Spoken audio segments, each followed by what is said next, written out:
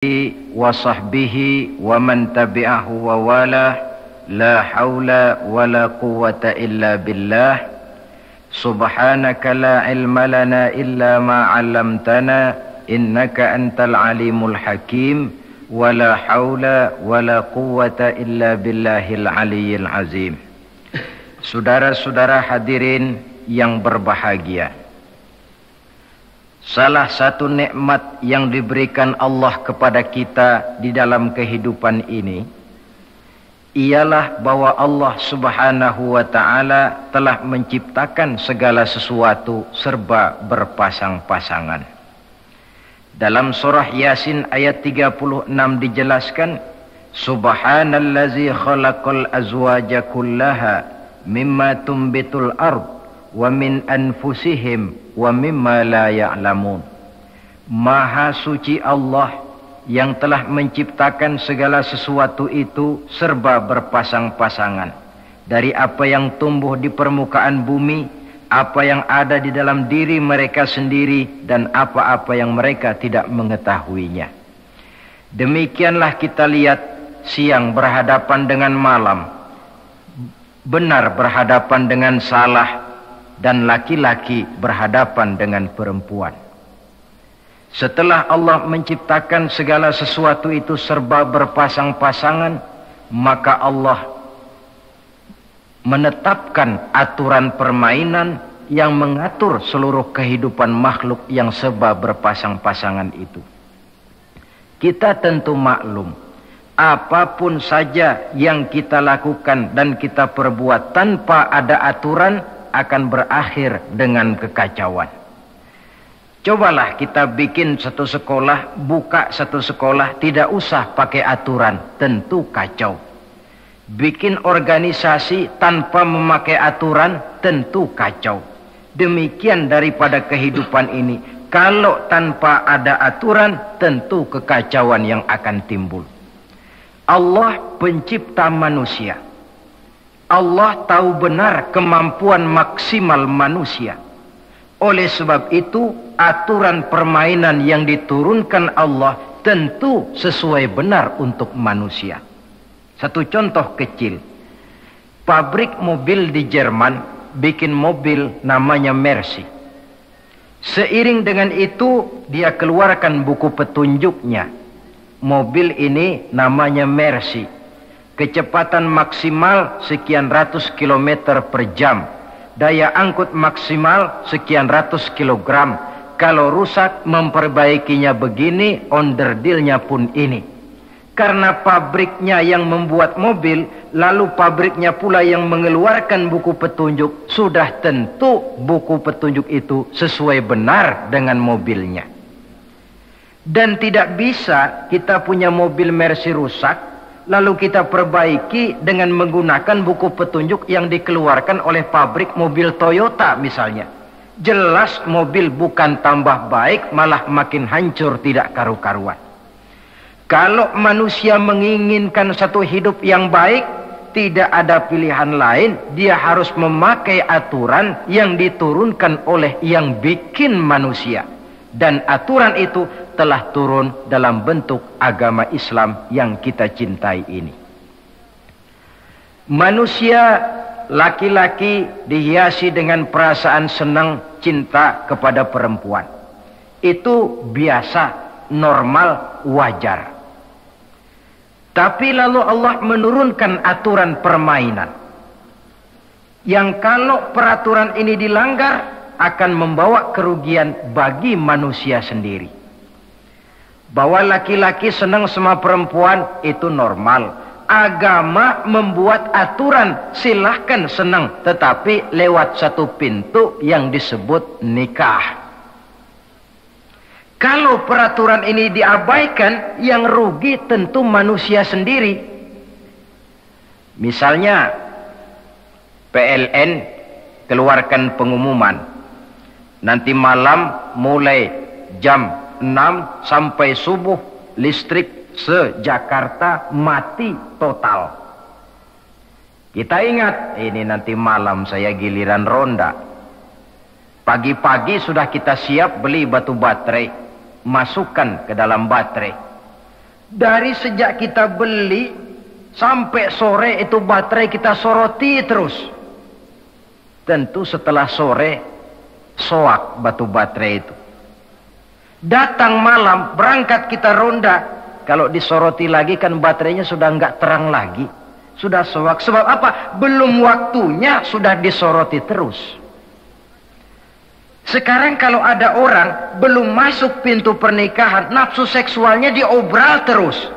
Itu kan sama juga belum datang malam, baterainya sudah disoroti terus. Nanti masuk pernikahan, soak. Berhadapan dengan istrinya, barangkali sudah nggak bisa apa-apa, cuma nyengir saja. Yang rugi manusia sendiri. Itulah sebabnya Allah lalu mengatur bahwa laki senang sama perempuan lewat satu pintu yang disebut dengan nikah. Maka pada pertemuan kali ini kita akan bicara tentang nikah dalam Islam. Saya bagi kepada 3 masalah pokok saja. Pertama, pengertian dan kedudukan nikah menurut Islam. Yang kedua, motivasi pernikahan. Karena apa orang itu seharusnya melakukan nikah. Dan yang ketiga, membina rumah tangga bahagia menurut contoh Rasulullah sallallahu alaihi wasallam. Hadirin yang saya hormati, kita mulai dengan yang pertama, pengertian nikah. Dalam kehidupan sehari-hari ada 2 kata yang sering kita gunakan, kawin dan nikah. Kalimat kawin kelihatannya dipergunakan oleh semua makhluk hidup. Lain dengan nikah, ini hanya digunakan khusus untuk manusia muslim. Makanya kita sering dengar orang bilang, kucing kawin, ayam kawin, kambing kawin. Dan belum pernah kita dengar ada ayam nikah atau kucing nikah. Sebab apa? Nikah ini cuma dipakai oleh makhluk bernama manusia yang muslim. Apa pengertian nikah? Seorang tokoh, Abi Yahya Zakaria Al-Ansari, di dalam kitab Fathul Wahhabnya menjelaskan, an-nikahu aqdun yatadammanu ibahatal wat'i bilafzi inkahin au nahwihi. Nikah adalah akad, yaitu ijab dan qabul. Yang akad ini menjamin dibolehkannya pergaulan bebas antara laki-laki dan perempuan. Jadi kalau sementara anak muda kita beranggapan bagaimana Islam ini kolot, masa laki-laki tidak boleh bergaul dengan perempuan, itu anggapan salah. Islam bukan saja tidak melarang, malah menganjurkan laki-laki bergaul dengan perempuan sebebas-bebasnya, sepanjang pergaulan itu bisa dipertanggungjawabkan, baik menurut hukum negara, lebih-lebih menurut hukum agama. Coba orang kalau sudah akad, sudah ijab qabul, ada saksi, ada wali, selesai itu dia masuk ke dalam kamar berdua, bergaul di situ sebebas-bebasnya, itu saya kira 100% halal. Tidak perlu lagi orang curiga, tidak perlu lagi sembunyi-sembunyi. Kenapa? Ini bentuk pergaulan yang bisa dipertanggungjawabkan. Kalau tidak, dengan dalih new morality, kebudayaan modern, lalu melakukan yang disebut free love, free sex, samen liven, hidup bersama tanpa nikah alias kumpul kebo. Dan saya kira itu kebo cuma mewakili saja. Artinya begitulah kalau binatang itu kumpul. Sebab kumpul kucing pun saya kira begitu, kumpul ayam pun begitu. Kebo cuma mewakili binatang dalam kalimat itu. Tengoklah berapa banyak sudah bayi-bayi yang lahir ke dunia ini tanpa tahu kemana dia harus memanggil bapak. Berapa banyak gadis-gadis bergelimpangan jadi korban dari orang-orang yang tidak bertanggung jawab.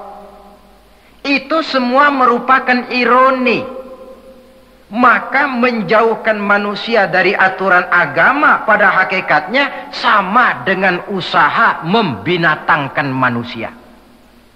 Bahkan kalau manusia sudah jauh dari aturan agama, sanggup berbuat lebih buas daripada binatang. Kita tahu yang namanya bajing itu makanannya cuma kelapa. Tapi bajingan itu bukan cuma kelapa, kabel telepon doyan kok bajingan. Jauh lebih buas daripada yang namanya binatang. Maka agama ini mengatur agar manusia sebagai makhluk yang mulia hidup secara mulia. Jangan manusia kita ini, binatang saja. Kalau saudara ada yang punya kucing di rumah, saudara taruh di depannya, saudara sendiri yang langsung kasih ikan di piring, kasih kucing. Aduh, dia akan makan dengan tenang, nikmat, lahap, tidak nengok kiri, tengok kanan. Kenapa? Dia yakin betul yang dia makan itu sudah resmi, sah. Sebab apa? Tuan rumah yang kasih. Tapi kalau si kucing ngambil sendiri di dapur, mencuri dia, setelah dapat dia bawa lari, makan pun tidak tenang. Kenapa? Mesti nengok kiri, nengok kanan. Rupanya instingnya pun bekerja. Ini bukan hak saya mencuri. Saudara-saudara, tengok orang yang sudah terlibat dalam pergaulan suami istri yang sah. Itu kan gak perlu tengok kanan, tengok kiri, gak perlu takut-takut. Kenapa? Sudah sah. Tapi kalau yang bukan istrinya, wah itu pun sudah seperti kucing nyolong ikan, tengok kiri, tengok kanan, tidak pernah mengalami ketenangan. Itu selintas pengertian nikah. Lalu bagaimana kedudukan nikah menurut Islam ini? Ternyata nikah dalam pandangan Islam tidak cuma sekedar untuk memenuhi kebutuhan biologis manusia, tidak cuma sekedar untuk memperkembangbiakkan keturunan, tidak cuma sekedar untuk mendapat ketenangan hidup. Lebih tinggi daripada sekedar itu, nikah dalam pandangan Islam ibadah. Jadi kalau kita ditanya, Pak, ibadah apa yang paling enak dalam Islam? Jawabannya jelas, nikah. Begitu enaknya ibadah yang namanya nikah ini, sampai yang sudah pernah pun pengen ulangan. Ibadah. Tetapi tentu ada konsekuensi. Oleh karena nikah ibadah, dan semua ibadah dalam Islam tidak boleh dikerjakan setengah hati atau main-main. Sholat ibadah, tidak boleh main-main atau setengah hati atau coba-coba. Puasa ibadah, tidak boleh main-main, setengah hati atau coba-coba. Dan oleh karena nikah pun ibadah, punya nilai sakral, juga tidak boleh main-main, setengah hati atau coba-coba. Dus nikah eksperimen tidak dikenal dalam Islam. Mas, saya dengar sampean sudah nikah ya? Iya mas, saya cuma nyoba saja kok ini kok. Kalau enak terus, enggak ya bubar. Ini tidak ada nikah eksperimen, sebab dia punya nilai sakral yang bermotifkan ibadah. Itu pengertian dan kedudukan nikah. Lalu apa motivasi suatu pernikahan? Karena apa seharusnya orang nikah itu? Apa landasannya? Saudara, hadis yang diriwayatkan oleh Imam Bukhari, Muslim, Abu Dawud dan Ibnu Majah dari Abi Hurairah menjelaskan, Nabi bersabda, tunkahul mar'atu li arba'in. Nikahilah perempuan karena 4 perkara. Kalau dia perempuan, tentu nikahilah laki-laki karena 4 perkara. Memilih jodoh, nah inilah lengkapnya konsepsi Islam. Milih jodoh saja Islam itu memberikan petunjuk kok. Karena apa orang memilih jodoh itu? Kata Rasul yang karena 4 faktor. Pertama, 5 liha. Karena dia orang kaya, cari yang kaya. Yang kedua lihasabiha, karena dia keturunan orang baik-baik, cari keturunan orang baik-baik. Yang ketiga lijamaliha, karena dia cantik, cari yang cantik. Dan yang keempat lidiniha, karena dia orang taat beragama, cari orang yang taat beragama. Kalau berkumpul keempat-empatnya, rasanya surga dunia sudah. Coba lihat, suami mana sih yang tidak bangga punya istri cantik, kaya, keturunan orang baik-baik, lalu taat beragama? Atau istri mana sih yang tidak bangga punya suami ganteng, kaya, keturunan orang baik-baik, dan taat pula beragama? Tapi kan terus terang, yang kumpul keempat-empatnya kan boleh dibilang jenis makhluk langka ini. Sulit. Kadang-kadang cantik, kaya, akhlaknya kayak setan. Ada saja kurangnya. Oleh karena ada saja kurangnya, lalu Nabi memberikan stressing, penekanan. Fazfar bizatiddin taribat yadak. Pilih orang yang taat melaksanakan agama, niscaya hidupmu akan berkah. Jadi motivasi suatu pernikahan hendaknya agama. Apa rahasianya? Mari kita lihat. Kalau orang memilih pasangan karena rupa yang cantik semata-mata, silahkan, tapi jangan jadi motivasi utama. Kalau rupa yang cantik jadi alasan utama, saya yakin rumah tangga tidak akan tahan lama. Sebab apa? Pertama, yang namanya cantik itu relatif. Artinya bergantung siapa yang memandang. Yang menurut saudara cantik, menurut saya belum tentu cantik. Yang kata saya cantik, menurut saudara barangkali itu yang jelek. Relatif. Saya kalau ditanya orang, Ustadz, siapa perempuan paling cantik di dunia ini? Tentu saja saya jawab istri saya. Apa saudara lalu protes? Salah Ustadz, yang cantik istri saya, bukan istri Ustadz. Saya bilang, masa bodoh saya nggak ngurusi istri sampean. Betul. Cantik itu relatif. Sehingga di kalangan para ahli cinta, ahli cinta, sampai sekarang masih jadi perdebatan. Sebenarnya cantik yang bikin orang jatuh cinta, apa cinta yang membuat orang jadi kelihatan cantik? Dua-duanya bisa terjadi. Mungkin karena cantik orang jatuh cinta, dan bisa juga karena sudah kadung cinta orang kelihatannya jadi cantik. Tapi yang jelas cantik relatif. Yang relatif tidak bisa dijadikan sandaran utama. Yang kedua, yang namanya cantik itu temporer. Artinya berubah oleh pergeseran masa dan pertukaran waktu. Sekarang dia cantik, of course. Sedang sweet 17-an, sedang honeymoon, sedang bulan madu, sedang pengantin baru, tentu saja cantik. Punya dia anak satu, kecantikan mulai menurun. Punya dia anak dua, kulit mulai keriput. Punya dia anak tiga, apalagi tak pandai bersolek, sudahlah onderdil mulai pada copot. Kalau rumah tangga didasarkan kepada rupa yang cantik saja, selesailah rumah tangga sampai di situ. Yang ketiga, di atas langit, rupanya masih ada langit lagi. Di atas yang kita anggap cantik, rupanya masih ada yang lebih cantik. Kalau cantik yang kita kejar, kita akan jadi petualang yang pindah dari perempuan satu ke perempuan yang lain. Cinta bajak laut namanya. Di mana kapal berlabuh, di sana cinta mendarat. Saudara hadirin yang saya hormati, padahal sate dengan singkong itu kan bedanya cuma di tenggorokan. Kalau sudah masuk ke dalam perut, kenyangnya barangkali sama.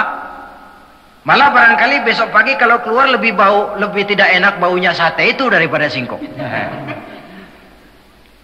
Makanya orang kalau sudah nikah oleh Nabi dipesan, apabila kamu di jalan melihat perempuan yang membuat kamu kagum, cepat-cepatlah pulang ke rumah. Sebab apa? Sebab yang perempuan cantik di jalan kau lihat itu punya, istrimu juga di rumah punya. Gak percaya cobalah pulang, akurin, sama itu. Silahkan cari yang cantik, tapi jangan dijadikan motivasi utama. Yang kedua, kalau perkawinan, pernikahan cuma karena harta, silahkan cari yang kaya. Tapi kan harta itu, kata Imamul Ghazali, al-mal zillun zail. Harta bagaikan bayangan. Sore di sebelah barat, tengah hari di tengah, sore pindah ke sebelah timur. Hari ini dia kaya, besok dia bangkrut. Roda itu berputar. Kalau harta dijadikan pilihan utama, boleh jadi dalam hidup berumah tangga ada pepatah, ada uang abang disayang, tidak ada uang abang melayang. Artinya pun rumah tangga tidak akan tahan lama. Yang ketiga, kalau karena keturunan, persilahkan cari keturunan yang baik-baik. Namun toh pada akhirnya orang diajarkan bahwa kita ini mau besar atau tidak, bukan dengan jalan menyempeng kepada kebesaran orang lain, tetapi ditentukan oleh kepribadian kita sendiri. Sekarang kalau karena agama, Nabi berikan penekanan fazfar bidzatid din taribat yadak. Pilih orang yang taat beragama, niscaya hidupmu akan beruntung. Apa rahasianya? Tidak lain rumah tangga Rasulullah sallallahu alaihi wasallam. Yang ini artinya kita sudah masuk kepada bagian ketiga, bagaimana membina rumah tangga bahagia menurut contoh baginda Nabi. Saudara, bagaimana sih rumah tangga Rasul itu? Kelihatan dari dua ucapannya. Pendek, singkat, tapi punya pengertian filosofis yang mendalam. Dua kalimat saja beliau bilang tentang rumah tangganya, yaitu baiti jannati. Rumah tanggaku laksana sorga bagiku. Bayangkan, kalau seorang suami sudah mampu berkata macam begitu, bahagia hidupnya. Ini barangkali tantangan buat kita semua. Mampukah kita di rumah tangga berkata semacam perkataan beliau tadi? Baiti jannati, rumah tanggaku laksana sorga bagiku. Padahal dari sejarah kita baca, Rasul itu rumahnya kecil.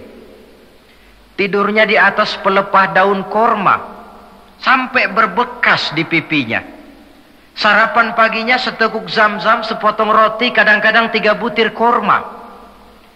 Tempat tidurnya bukan alga spring bed atau Dunlopillow macam kita punya. Di rumahnya tidak ada mebel spaghetti model yang lagi ngetop-ngetopnya. Entah di tengah rumah macam itu, beliau sanggup berkata, baiti jannati. Kenapa kita yang hidup di zaman di mana fasilitas mestinya lebih menunjang, kok malah banyak yang berkata sebaliknya? Baiti nari, rumah tanggaku laksana neraka bagiku. Padahal dilihat dari segi materi, rumahnya bertingkat, mobilnya serba berkilat, uangnya banyak berlipat-lipat, istri pun cantik memikat, kadangkala boleh jadi jumlahnya 4. Tapi tiap hari kiamat. Kenapa ini? Marilah kita lihat. Ternyata rumah tangga Rasul itu motivasinya tidak lain agama. Agama menuntun suami dan istri masing-masing untuk tahu kewajiban dan tahu haknya. Kalau kewajiban sudah dilaksanakan, lalu hak diberikan, akan timbul pengertian, understanding. Kalau sudah ada saling pengertian, akan timbul ketenangan, feeling of security. Dan ketenangan tangga utama untuk mencapai yang disebut bahagia. Itu sebabnya hakikatnya membicarakan rumah tangga yang berdasarkan agama tidak lain adalah bagaimana seharusnya seorang suami melaksanakan kewajibannya dan seorang istri melaksanakan tugasnya. Artinya kewajiban suami itu apa? Kewajiban istri itu apa? Kewajiban istri hak suami, kewajiban suami hak untuk istrinya. menurut tuntunan dan tuntutan agama. Saudara hadirin, menurut hadis riwayat Abu Dawud dari Muawiyah bin Haidah, satu hari Rasul ditanya, "Ya Rasul, apa sih hak istri-istri kami ini? Artinya kewajiban kami sebagai suami ini apa?" Rasul menjawab, pertama, antat'amaha iza ta'imta. Kau beri istrimu makan sebagaimana engkau makan. Kewajiban seorang suami yang pertama. Kewajiban yang menyangkut masalah pangan. Di sini rumah tangga berfungsi sebagai pengatur ekonomi. Seorang suami yang adil, makanan yang dia makan sama dengan makanan yang dimakan oleh istrinya. Adalah zalim seorang suami. Kalau punya duit dia mampir di restoran, dia makan yang enak-enak, opor ayam, rendang telur, gulai, kare dan sebagainya. Istrinya di rumah cuma toge sama kangkung tiap hari. Istri berhak nuntut karena itu hak dia. Nah, saudara hadirin, tetapi seorang istri pun kalau sudah diberikan nafkah oleh suaminya untuk mengatur makanan, dia harus pandai mengaturnya dengan sebaik-baiknya. Menu yang teratur, gizi yang lengkap, dan saya kira yang namanya 4 sehat 5 sempurna itu kan tidak berarti bahwa hidup ini harus serba mewah, tidak. Yang penting ada variasi sehingga tidak merangsang suami untuk makan di luar. Jangan misalnya tahu suaminya senang jengkol lalu tiap hari saja jengkol. Itu kan bisa kejengkolan suami itu. Dengan demikian, masalah yang kelihatannya sepele tetapi yang sebenarnya bisa menjaga keharmonisan atau malah keretakan rumah tangga harus kita perhatikan dengan sebaik-baiknya. Suami memberikan nafkah, dari jumlah itu 60% lari ke kredit, 40% lari ke dapur. Tentu pada akhirnya sang suami akan merasa curiga, padahal barangkali istrinya pun berniat baik, cuma hanya tidak ada keterbukaan di dalam mengurus masalah-masalah yang berhubungan dengan dapur. Inilah kewajiban yang pertama dari seorang suami, kewajiban yang menyangkut masalah pangan. Lalu yang kedua, wa taksuwaha izaktasaita. Engkau beri istrimu pakaian sebagaimana engkau berpakaian. Suami yang adil, pakaian yang dia pakai sama harganya dengan yang dibelikan untuk istrinya, kecuali tentu kalau istrinya ridho. Zalim seorang suami jikalau untuk dia misalnya dia beli pakaian yang mahal-mahal, jasnya dia pakai Switzerland wool, sarungnya Samarinda. Kalau dia pakai sepatu, belilah sepatunya. Sementara istrinya cuma pakai kain belacu saja. Kenapa mesti begitu? Sebab, saudara hadirin, istri kita sebenarnya adalah bagian daripada hidup kita. Baik dia dilihat orang, baik juga kita disebut orang. Jelek dia dipandang orang, tentu jelek juga nama kita disebut orang. Apalagi hidup bermasyarakat, kadang-kadang mulut usil itu kan sudah banyak macam ragamnya. Nah, itu siapa sih perempuan yang jalan? Kenapa? Itu pakaian yang tidak dipakai sih tidak mahal, cuma pakaiannya serasi, pantas, enak dilihat. Oh, terang saja dia kan istrinya si Meun. Nah, Meun yang sedang tidur barangkali tidak tahu apa-apa mendapat sebutan baik. Cobalah kalau istri kita semaunya saja, orang akan bilang, ah itu perempuan, kenapa? Saya gerah ngelihatnya. Ke pasar cuma pakai kutang saja. Tentu suami pun akan mendapat sebutan yang tidak baik. Cuma sang istri kalau sudah dibelikan pakaian oleh suami, termasuk alat-alat kecantikan di dalamnya, Pakaian itu tentu dipakai, niat pertama adalah untuk menyenangkan hati suami. Seorang istri yang memakai bedak untuk menyenangkan suami, misalnya tiap polesan bedak ada pahalanya. Dia pakai lipstik untuk menyenangkan hati suaminya, tiap goresan lipstik ada pahalanya, bernilai ibadah. Ini kewajiban yang kedua. Yang ketiga, wala tadribil wajha. Kalau marah, jangan memukul muka. Maksudnya apa ini? Kewajiban memberikan perlindungan. Sehingga si istri merasa ada tempat dia mengadu, ada tempat dia melarikan persoalan, ada tempat dia bergantung. Kalau marah jangan memukul muka. Dan memukul itu pun upaya terakhir. Kalau tidak bisa dengan kata yang lemah lembut, agak sedikit keras katanya. Kalau dengan kata yang keras tidak juga bisa, pisah tempat tidur. Kalau memang tidak bisa juga dengan pukulan yang tujuannya bukan untuk menyakiti, tetapi untuk mendidik. Allah tadribal wajha.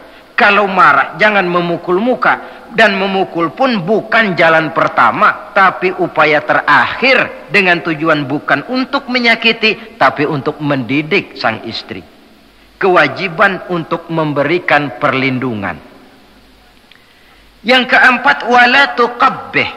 Jangan memburuk-burukan istrinya. Kewajiban menjaga nama baik. Sebab apa?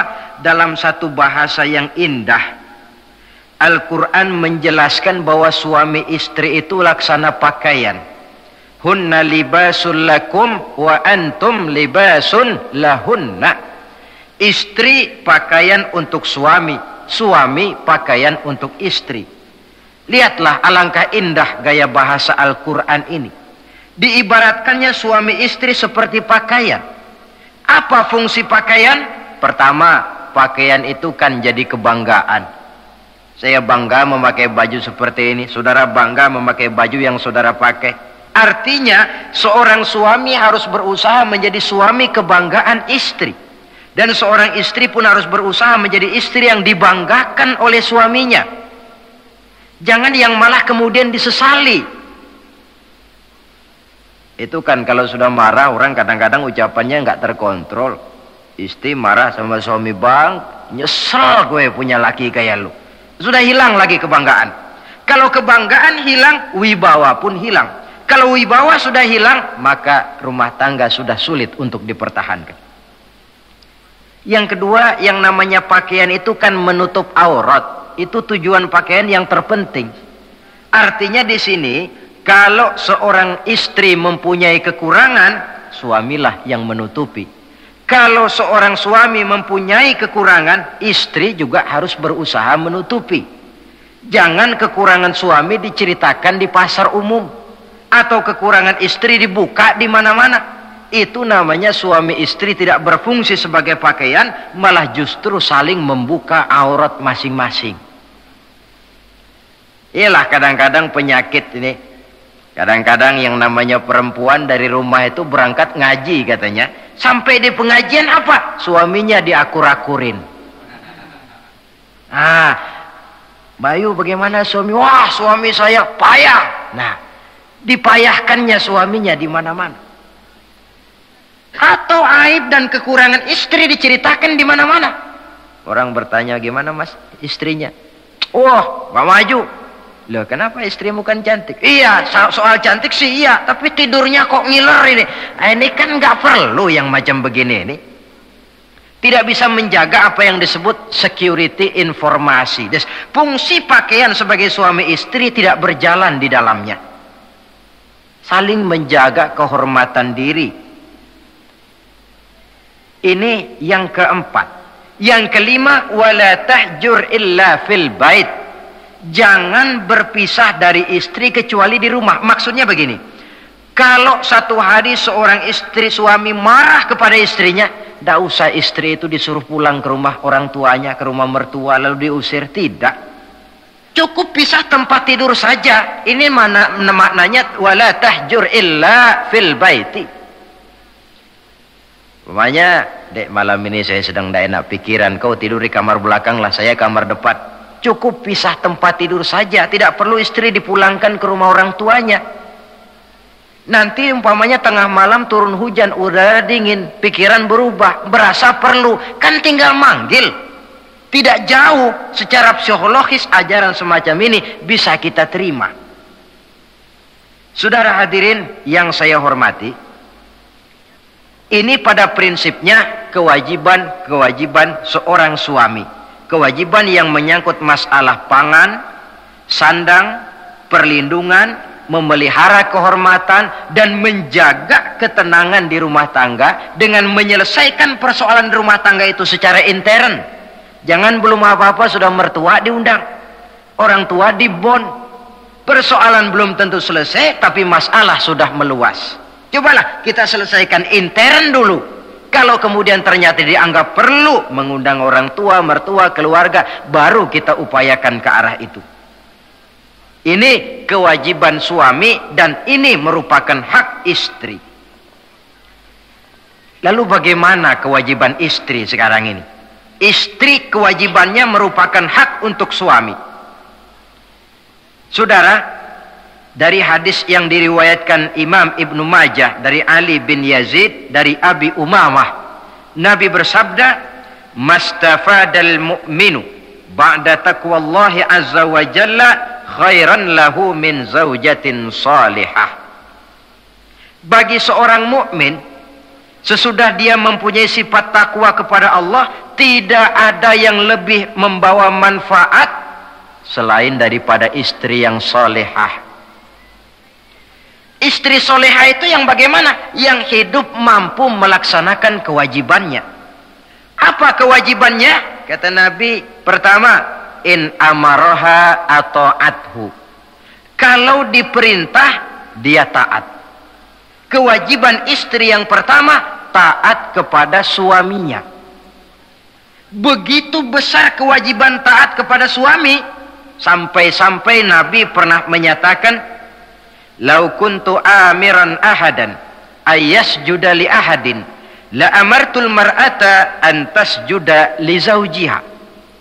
Kalau saja boleh, kata Nabi, aku memerintahkan manusia sujud kepada sesama manusia, tentu aku perintahkan istri untuk sujud kepada suaminya. Untung saja sujud kepada manusia tidak boleh. Kalau boleh, istri itu disuruh sujud kepada suami. Tentu karena besar hak suami atas dirinya. Yang kedua, ibadah sunnah tidak mendapat izin suami juga bukan saja tidak berpahala, malah berdosa. Umpamanya, pengantin baru, si istri kebetulan santri, malam minggu pesta, besoknya hari Senin. Si istri sudah kadang biasa hidup sebagai santri, hari Senin puasa sunnah. Dia bilang sama suaminya, "Bang, besok saya mau puasa sunnah nih, hari Senin." Kata suaminya, "Kalau kau puasa juga kau kejam. Lalu kau puasa, aku disuruh ngapain ini?" Tidak diizinkan oleh suami, dia puasa juga. Bukan saja tidak mendapat pahala, malah berdosa. Sampai amalan yang sunnah pun tidak diizinkan oleh suami, berdosa. Apalagi amalan yang mubah, apalagi amalan yang tidak ada dasar hukumnya, perintahnya. Sepanjang perintah suami tidak untuk maksiat kepada Allah, istri wajib untuk taat. Dalam hadis lain kita temukan Nabi bersabda, "Idza da'a ar-rajulu imra'atahu ila firashihi." Kalau seorang suami memanggil istrinya ke tempat tidur. Ini bahasa kinayah. Manggil ke tempat tidur kan tentu enggak perlu penjelasan. Masa mau nyambal di tempat tidur kan enggak. Fa'abat. Si istri tidak mau. Lantaran istri tidak mau, suami jengkel, fabata ghadbana 'alaiha.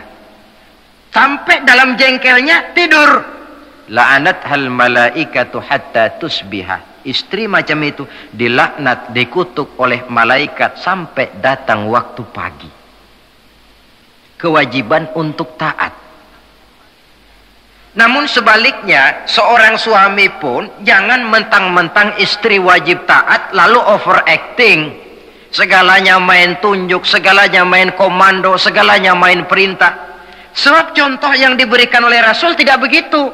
Rasul kita baca dalam sejarah menjahit bajunya sendiri, memperbaiki kasutnya sendiri. Artinya yang bisa ya dikerjakan tanpa harus menggantungkan semuanya kepada sang istri. Kewajiban untuk taat.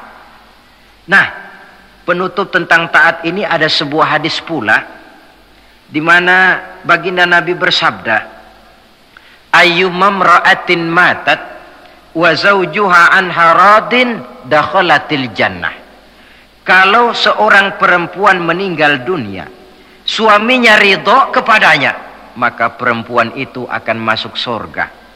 Artinya kalau seorang istri meninggal, ya dia tukang ngaji, ya tukang sholat, ya suka puasa, ya gemar sodakoh, tapi meninggal suaminya tidak ridho, pintu surga belum dibukakan sampai suaminya ridho kepadanya.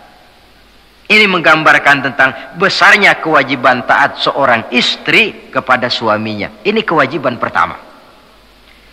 Lalu kewajiban yang kedua kata Nabi, wa in nazara ilaiha sarrathu. Kalau dipandang oleh suaminya, dia pandai menggembirakan, menyenangkan hati suaminya. Menjadi istri yang pandai menyenangkan hati suami. Siapa contohnya? Kita lihat misalnya istri Nabi, diantaranya Sayyidatuna Khadijah radhiyallahu anha. Ketika Nabi pertama kali menerima wahyu berhadapan dengan malaikat Jibril, beliau kembali ke rumah dengan tubuh gemetar. Setibanya di rumah beliau berkata, "Zammiluni ya Khadijah." Khadijah, selimuti saya. Kenapa bang? Barusan datang malaikat Jibril, dia katakan begini-begini, saya khawatir Khadijah. Khadijah tahu suaminya sedang gelisah. Sebagai istri yang bijak beliau tampil, apa katanya? Kalla ma yukhzikallahu abada. Tidak apa-apa bang, jangan khawatir, Allah tidak akan menyusahkan abang buat selamanya. Ini istri yang pandai menyenangkan hati suami. Suami pulang dagang dari pasar, rugi, istri tampil. Itulah bang romantikanya dagang. Masa selamanya saja untung, sekali-sekali lah rugi. Si suami kan tidak terlalu pusing kepalanya. Jangan sudah di pasar rugi, sampai rumah istri pidato, peletar-peletor macam petasan. Dasar suami goblok, dagang saja rugi. Sudahlah di pasar rugi, sampai ke rumah digoblok-goblokin. Itu nanti suami kan bisa kena penyakit yang disebut broken home. Penyakit nggak betah di rumah. Seorang istri kalau suami sudah kena penyakit tidak betah di rumah, itu mesti siap-siap mental untuk dimadu. Nah, jadi kalau tidak dimadu bagaimana? Berusaha bikin betah suami di rumah. Suami pulang kantor jam 2, setengah 2 dandan, kalau perlu setel habis. Kalau perlu kelihatan suami akan datang, bukakan pintu, sambut dengan senyum. Apalagi kalau senyumnya Pepsodent. Saya kira suami bagaimanapun lelahnya, peras keringat, banting tulang, pulang mencari nafkah, kalau kembali di rumah disambut dengan senyum, hilang capeknya. Tapi bayangkan, sudahlah di kantor capek, peras keringat, banting tulang, sampai pula di rumah yang nyambut cuka sama kukusan. Sudah asem, monyong. Suami mana yang kerasan tinggal di rumah? Menjadi istri yang pandai menggembirakan, menyenangkan hati suaminya. Bahkan diizinkan bohong untuk menyenangkan hati suami. Umpamanya, suami kebetulan habis objeknya gol. Karena ingin menyenangkan istri, mampir di pasar beli kain batik. Si suami tidak tahu bagaimana kain batik yang bagus, beli saja sembarangan. Sudah kainnya kasar, warnanya norak, harganya yang mestinya murah jadi mahal, dibawa pakaian itu pulang. Istri lihat dan tahu kalau ini batik jelek, norak, kasar, harganya pun murah. Tapi dia ingin menyenangkan hati suaminya. Suaminya tanya, bagaimana dek kain batik ini? Waduh bang, bagus betul kain ini. Pinter bener abang milih warna ini. Emang yang kayak begini ini bang, coba lihat tetangga kita mana ada yang pakai kain kayak begini. Ya memang gak ada, jelek. Suami senang tentu. Lalu kain itu oleh istrinya, ngaji dipakai, keundangan dipakai, tidur dipakai, masak dipakai, nyuci pun dipakai. Suami makin bangga, wah kain yang saya beliin dipakai terus ini. Lain pula istrinya, dalam hati dia berpikir, biarin deh gue pakai terus biar cepat hancur, nggak ada urusan. Coba kalau waktu itu si istri jujur, dasar laki goblok, beli kain kayak begini, sono pulangin. Nah, mungkin suami yang sudah payah-payah mau menyenangkan hati istrinya malah berbalik pikirannya. Saudara hadirin, ini kelihatannya penting untuk menjaga suasana keharmonisan di dalam kehidupan berumah tangga. Begitu pula pengertian seorang suami. Rasul pernah pulang dari masjid agak larut malam, rupanya banyak orang bertanya. Ketuk pintu, assalamualaikum, sampai 3 kali tidak dibukakan pintu. Rupanya Aisyah lelap benar tidurnya. Rasul sadar beliau pulang kemalaman dan tahu istrinya capek bekerja di waktu siang. Asyraful anbiya wal mursalin ini menghormati istrinya. Salam 3 kali tak dibukakan pintu, bukan marah, malah gelar sorban di depan pintu. Di situ beliau tidur. Tengah malam Aisyah mau sholat, buka pintu, terkejut lihat suaminya tidur di depan pintu. Dibangunkan, begitu dibangunkan Rasul lebih dahulu berkata, Aisyah, maafkan saya pulang terlambat memang sebab banyak yang bertanya di masjid. Sudahlah tidur di depan pintu, begitu dibukakan beliau dulu yang minta maaf. Sulit jadi suami semacam ini. Yang enak kalau sudah nggak dibukain pintu, istri kepulesan, lalu sekali buka pintu kan yang enak kita tunjuk jidatnya, lo tidur kayak kebo ya. Saudara hadirin, menjadi istri yang pandai menyenangkan hati suaminya, sebab tidak ada seorang suami bisa sukses baik di medan tugas, di masyarakat, di kantor, di toko, di tempat manapun kalau tidak ditunjang oleh peran serta dari para istrinya. Karena itulah perempuan walaupun peranannya tidak begitu kelihatan, sebenarnya sangat menentukan. Seorang suami yang jujur, polos, lugu, sederhana, sanggup menjadi koruptor ulung karena didorong-dorong oleh istrinya, merangsang ketamakan suami. Istri dibakar oleh tetangganya. Bang, kenapa? Kau kan di kantor kepala bagian. Lalu tangga kita pegawai kecil saja bang, tapi coba lihat istrinya kalau pakai gelang kayak pelek beca bang gelangnya. Kau kepala bagian gak bisa beliin saya macam gitu, kepala bagian goblok. Lalu bagaimana bu, gaji saya kan sudah jelas segitu. Iya kamu kan kepala bagian, apaan kayak di kantor sabet. Kalau sudah main sabet-sabetan begini, sudah merangsang suami untuk berbuat yang tidak baik. Kecil, tidak begitu kelihatan, tapi sangat menentukan. Istri yang soleh, yang bisa melaksanakan kewajibannya, yaitu pandai menyenangkan hati suaminya. Ini kewajiban istri yang kedua. Yang ketiga, wa in aqsama alaihi abarrathu. Kalau suami memberikan sesuatu, dia pandai berbakti, menjadi istri yang pandai bersyukur kepada suami. Kita ingat ketika pulang Mi'raj kan Rasul bercerita, saya dalam perjalanan itu diperlihatkan neraka, kata Rasul. Saya lihat kok isinya kok lebih banyak perempuan daripada laki-laki. Nah, sahabat heran, ya Rasul, lebih banyak perempuan? Iya. Apa mereka tidak sholat? Sholat. Apa mereka tidak pernah hadir di majelis taklim? Oh, rajinan dia sama suaminya. Ada apa? Tidak pernah baca Quran? Rajin. Lalu kenapa kok isinya kebagian besar perempuan? Rasul menjawab, hunna yakfurnal asir.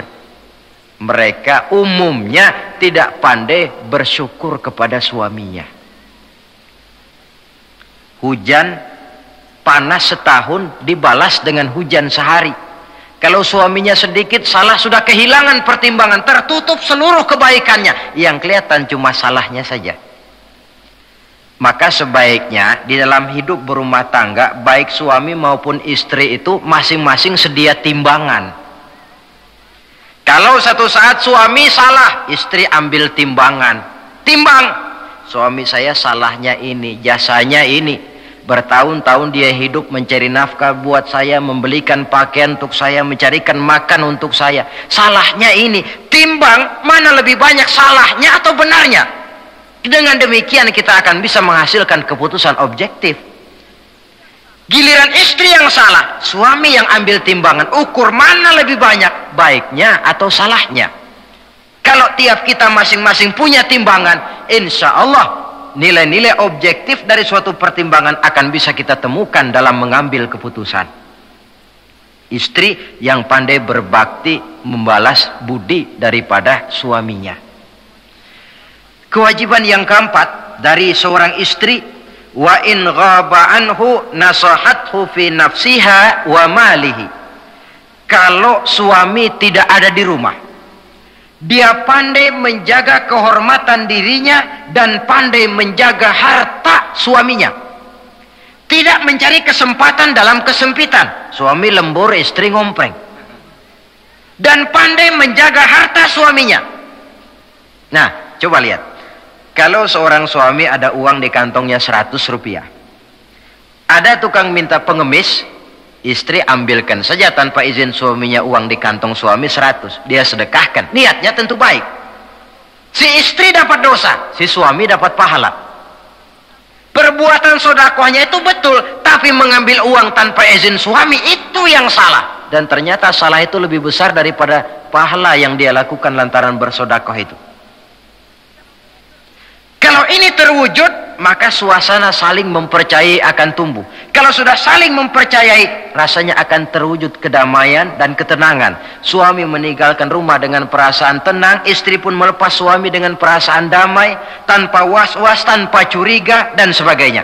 Dan ini modal yang paling utama, mewujudkan saling kepercayaan dalam membina hidup bahagia.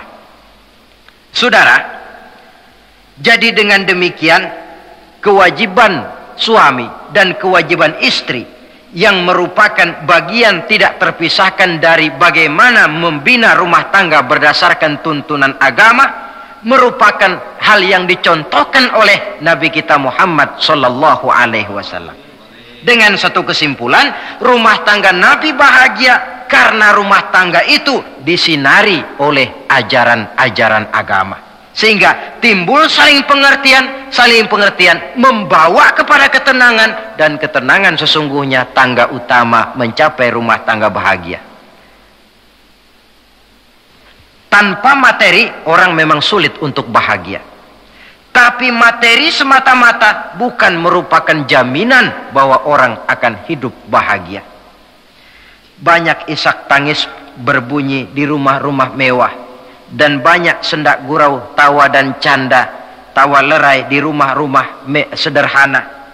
Artinya suka dan duka, sedih dan gembira, susah dan bahagia bisa ada di gubuk reot dan bisa juga ada di rumah mewah. Ternyata bukan harta semata-mata yang menopang dan menjamin hidup itu akan bahagia, tapi satu rumah tangga yang dipancari oleh sinar agama di bawah naungan ridho dari Allah Subhanahu wa taala. Si istri taat melaksanakan ajaran agama, suami taat, lalu anak-anak pun hidup dalam suasana yang religius. Dari sana tumbuh pancaran sinar keagamaan.